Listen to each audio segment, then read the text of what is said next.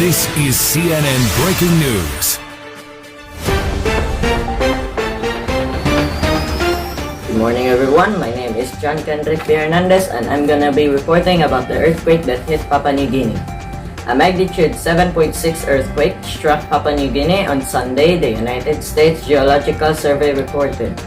The quake, with a depth of 9 kilometers or roughly 56 miles, struck near the town of Kainatu the Sunday morning. The town has a population of roughly 8,500 people, the agency said. The U.S. National Tsunami Warning Center had initially said hazardous tsunami waves were possible within 1,000 kilometers or nearly 621 miles along the coast of Papua New Guinea and Indonesia, but later said there was no longer a threat. And that's all. Once again, I'm John Kendrick Hernandez signing off. Thank you. This is CNN Breaking News.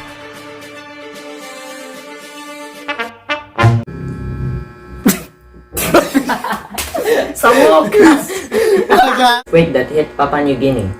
A magnitude 7.6.